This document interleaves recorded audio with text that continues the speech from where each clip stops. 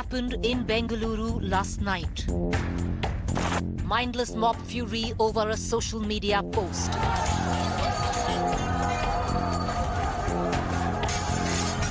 Three dead, 145 arrested, 60 cops injured.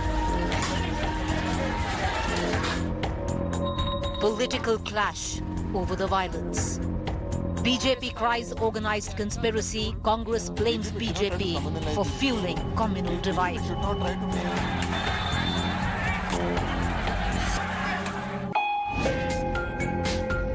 Communal violence burns Bengaluru. Top focus on To The Point.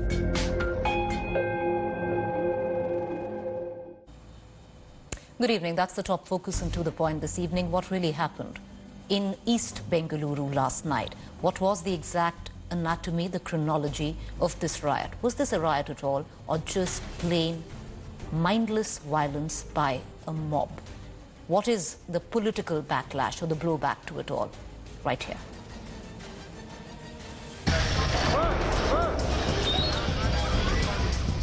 Smoldering, smashed, torched and wrecked. Bengaluru's worst night in a quarter century.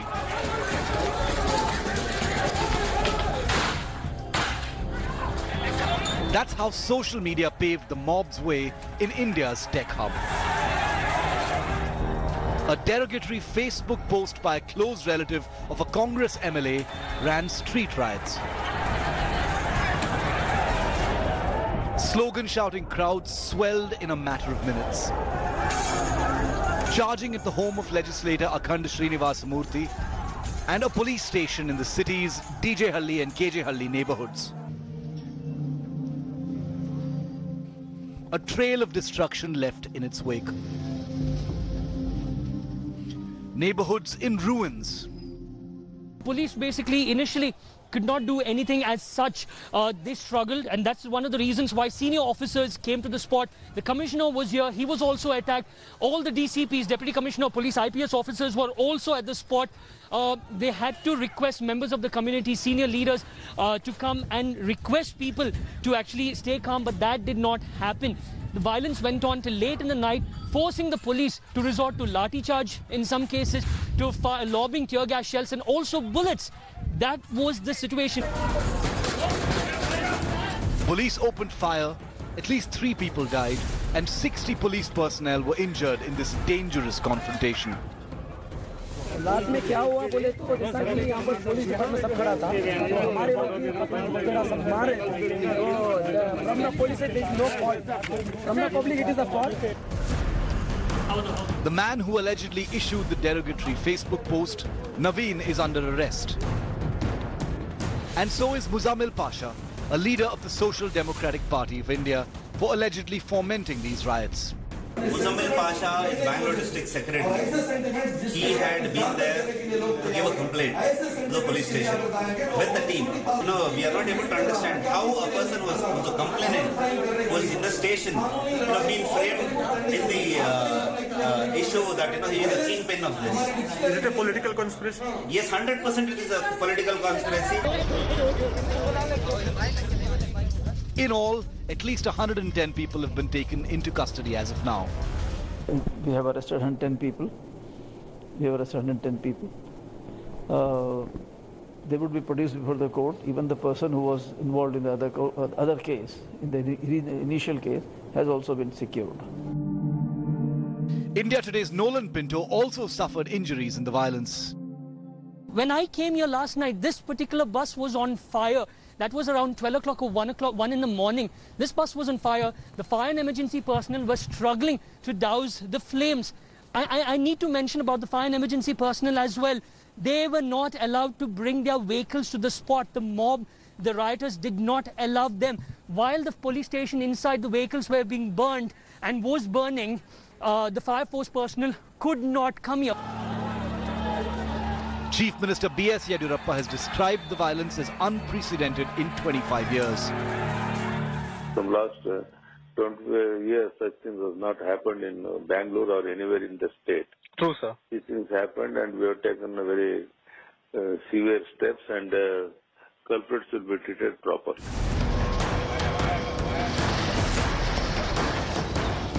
A disturbing sight in India's garden city and IT hub.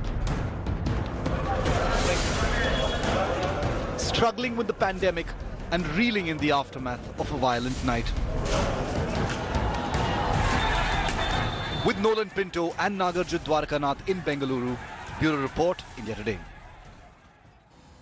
So two things we're going to talk about today, this bulletin. Number one, was it unscripted completely, the violence, or was it planned? Number two, what is the political clash over it? Because what's really happened is, it seems that certain members of the Congress, it seems, and we're going to debate that, seem to be justifying or equating a Facebook post which was communally insensitive, yes, which led to the massive violence and the blowback of it.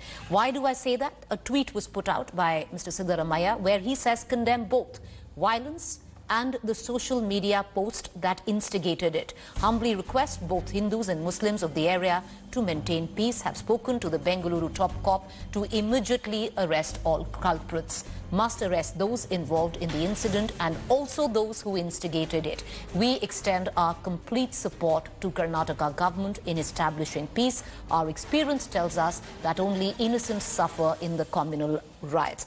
What's important to note is here, and it's open to debate this evening, is that was Siddaramaiah, who's been the Chief Minister from the Congress of Karnataka, equating both the Facebook post and the violence that ensued. Joining me tonight is Aishwarya Mahadev from the Congress. I also have S. Prakash from the Bharatiya Janata Party. Aishwarya, I want to begin with just one question, and that is, a Facebook post can be deleted, it can be removed, it can be criticized, action can be taken. When a riot happens, this wasn't even a riot, this was mindless mob violence. When mob violence takes place, 3 people are already dead. That can't be removed. Will you equate the two? See, I think at some point we need to draw the clarification. Everybody seems to be talking about how this is a false equivalence and whatnot, right? The BJP government in our state seems to be arresting people for even posts. Congress workers have been arrested for posts completely not religious. This Facebook post in itself was a crime, yes. Action could have been taken, yes. I will concede to that. Second, did a mob or did a group of people get very infuriated by it, these incendiary comments, and what happened ensued? Yes, absolutely. I will admit to that too. At no point am I saying both of these actions are not wrong in themselves. And I'm not trying to equate and say both of them are actually equal, which is also what Mr. Siddaramaiah said. Both of them are wrong. At no point is it an equivalence. We have unequivocally condemned anybody insulting religious figures of any religion, if you look at our track record. And then you also see, on the second hand, we have absolutely condemned what has happened. He is our MLA that is there. You see, irrespective of what has happened, this mob running amok was something that destroyed a lot of lives, and police personnel have been injured and lives have been lost. This is not about a false equivalence and all. The debate should be about the fact that wrongs have occurred. The government, whether it was premeditated or not, should have understood and handled the situation better, and that is what we should take out of it. It is a law and order issue which the BJP has now turned into and painted with its communal brush, and I think that is what you should be asking also Mr. Prakash. No, Aishwarya, I'm going to definitely ask Mr. Prakash that, but what I want to ask you is, when you say that you're not equating the two, but when you're going to name both of them in the same breath, and this is the former Chief Minister of Karnataka, say condemn both. When you say condemn both, then you are equating both. One is a social media post, the other one has led to the death of 3 people, many are injured. And both of them are obviously inexplicably connected, right, Preeti? One was the action that caused the reaction, both of which are condemnable. Violence in any form has to be condemned irrespective of the severity. Insulting, would you not reckon, Aishwarya, somewhere down the line, this is a justification that because there was a Facebook post, violence occurred? No, there is no justification for violence at all. Even if it was writing on the wall, on Facebook, on Twitter, even if there was a message in the sky, anything that incites violence and people who want to pick up violence as a reaction to something is absolutely abhorrent. We at no point are trying to justify that, Preeti. I'm just saying there was an action of a Facebook post which caused obviously a disproportionate reaction, both of which are condemnable. Obviously, the severity of one is far greater. And there's no way where Siddaramaiah sir is saying that no, both of them are of the same, the same magnitude. It seems to suggest, Aishwarya, it seems to suggest that both, condemn both. But, well, I want to go across right now. I want to bring in the debate. Spokesperson BJP S. Prakash. Mr. Prakash, the charge at the doorstep of the BJP is things are fairly communally sensitive as we speak. Why fan the fires? Hold back, let things settle, and then we can talk. No, first of all, we have not communalized the issue. Aishwarya Rajay is misleading the viewers.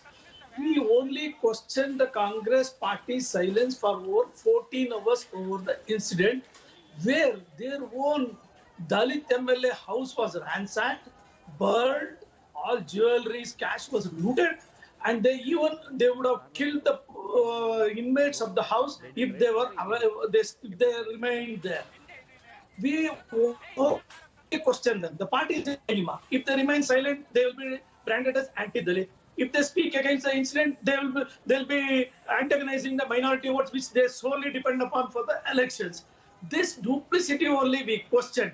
We never pointed finger for the riots towards the Congress party. It is they themselves are making those allegations, taking the blame on themselves. Mr. D.K. Shivakumar, without any homework, he goes to the field, names him Praveen, and he says he had tweeted. Basically, the very fact is wrong. He is Naveen. His Facebook, some reply created all this ruckus. And this could have been avoided just by advising that boy to remove that. It is inflammatory, it is instigating, it could create law and order problem. No. The people, 3,000 to 4,000 people were mobilized.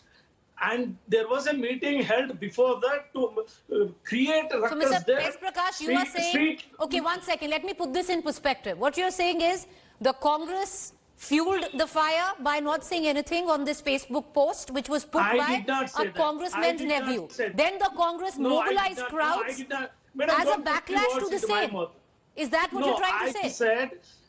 No, they remained quiet only to safeguard their vote bank, I said. I never said they fueled the riots or violence or anything like that. It is SDPI is involved and 3,000 to 4,000 youths overnight. Within hours, they assembled before the police station. Street lights are switched off. CCTVs are damaged. People form human shield to ensure no police enter the area or the fire engine comes inside. How can all this happen within an hour time? Sir, it's also happening under the watch of your police. It's also happening under the watch of your police. So if the documentary is also on the Bengaluru police on how they were not able to bring things in control. But having said that, you've made a charge. Let me go back to Aishwarya and I'll come back to you. Aishwarya, I know you want to respond. Come in. Preeti, I literally just gave the facts and the truth and schooled Mr. Prakash on where he was going wrong. He's saying we haven't responded for 14 hours, but 2 of our MLAs were on the ground. They were also hurt in trying to calm down the mobs, and that is what has happened. And second of all, if you look at what the Congress has said, Prakash Aure, I did not disturb you. Let's go one by one. Yes, please let's go one by one. We keep repeating about those MLAs. No, once again, sir, can we go one by one? Mr. Prakash, I'll come back to you. Let Aishwarya have her say. I'm coming right back to you. Aishwarya, go.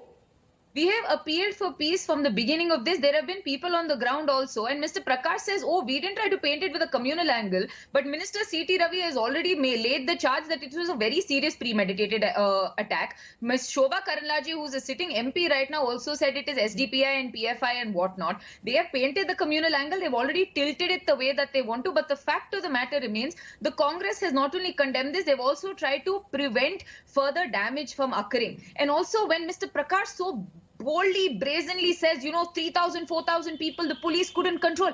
Shouldn't you be ashamed that your government could not ensure law and order? If this was premeditated, what is your intelligence doing? And especially because you have your eyes on the PFI and the SDPI and have for ages, what were you doing, Mr. Prakash? Or was this something you allowed to happen so you could pull up the Dalit card, you could pull up the Muslim card? Because none of what I said spoke about any community that way. You're the one that is painting it. You're the one that's talking about it. You're the one that's vilifying. That's because you have a dilemma there. Prakash, what do you stand to gain out of this? No, 1 second. Aishwarya, the SDPI Congress link has also been brought forth by the BJP. There is an SDPI leader who's arrested, possibly looking at the point of view that this was all premeditated, this was organized.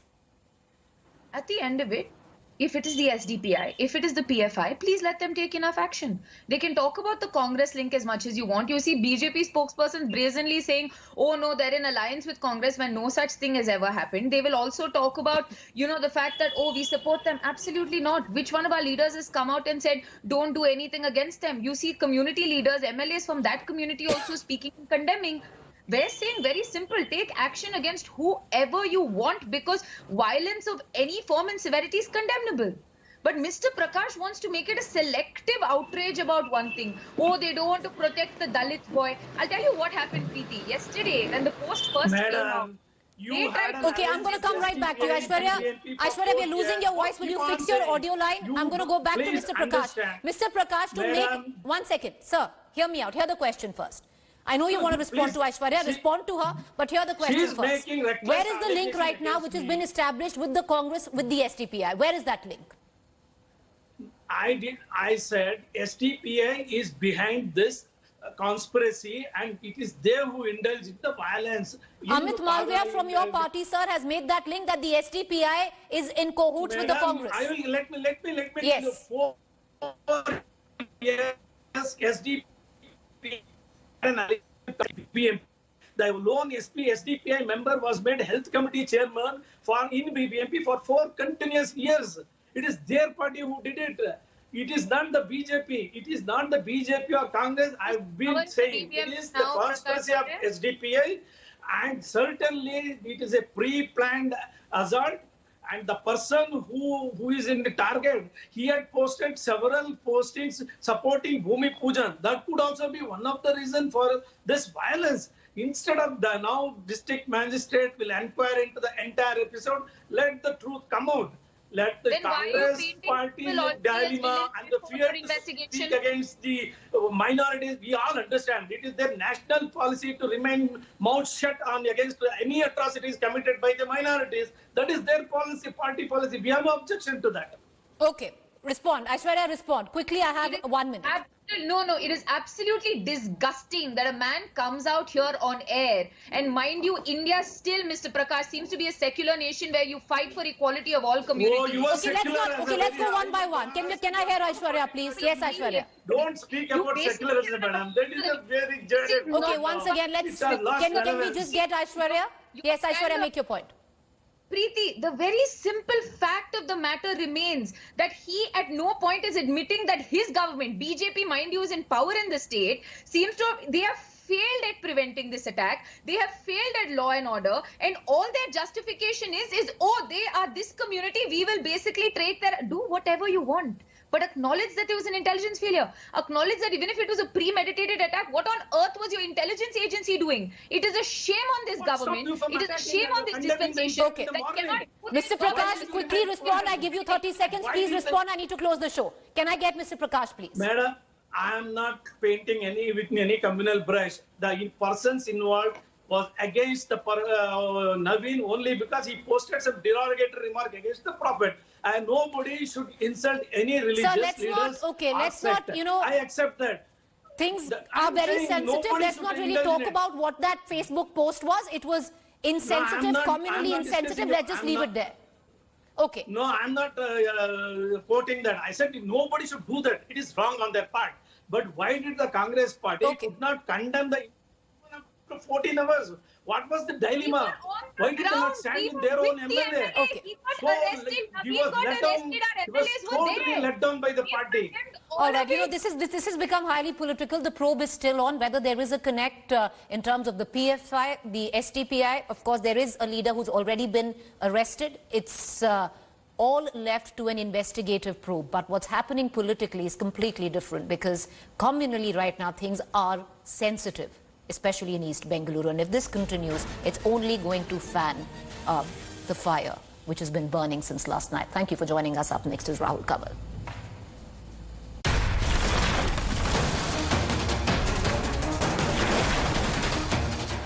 Hello everyone, this is Rahul Kanwal here. Hope you enjoyed this video. For the latest news and analysis, like and subscribe the India Today YouTube channel, and don't forget to press the bell icon to stay updated.